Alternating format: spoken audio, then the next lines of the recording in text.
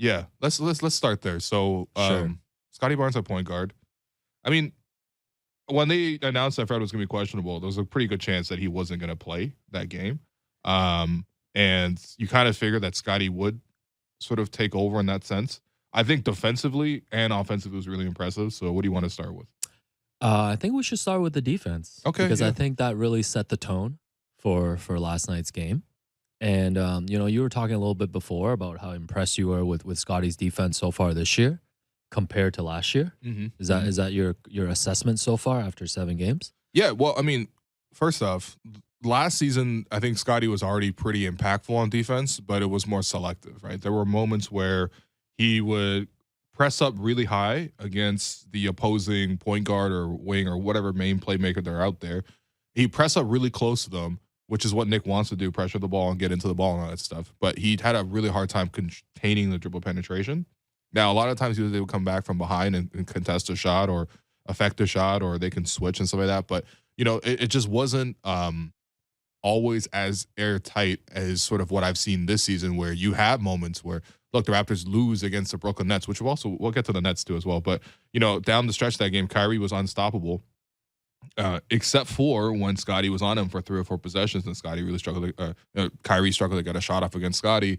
And this game was kind of the same deal, right? Trae Young is like one of the best point guards in the league, full stop. And I mean, it's not even just the results, not even just the fact that he had the 10 turnovers and shot so poorly from the field. But it's the fact that Scotty is a guy who's that big and that size, can press up against a guy who's like 35 feet from the basket. Like, that's where Trae starts his possessions. And you have to extend your defense out that far because he's that good of a shooter.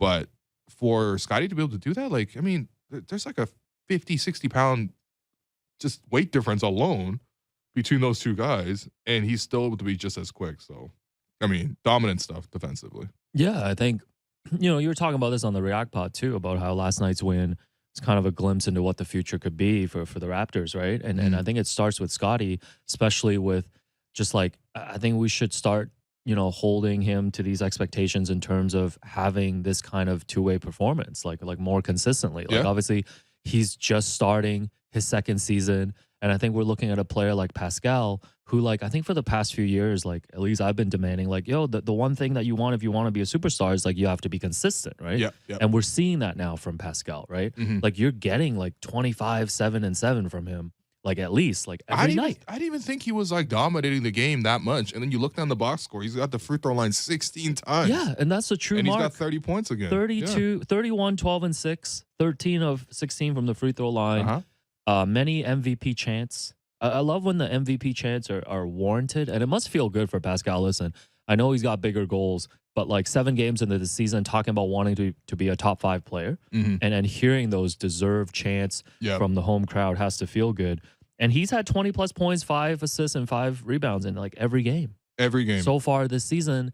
And this is from Chris Black at Sportsnet.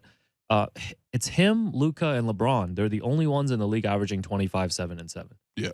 right now. And that just says it all right there. I mean, obviously there's other guys in the league who come close to that, Mhm. right? I think even like a DeJounte Murray comes a little bit close to that. He rebounds a lot for a guard.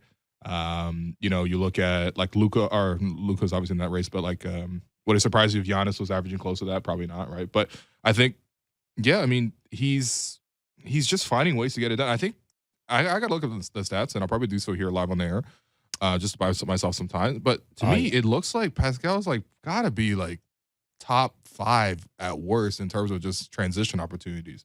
The Yeah. whole game last night, it felt like he was in transition. Like the Raptors had 43 points on the fast break to 10 for Atlanta. Yeah, no, I think I last mean, last night was legit. The blueprint.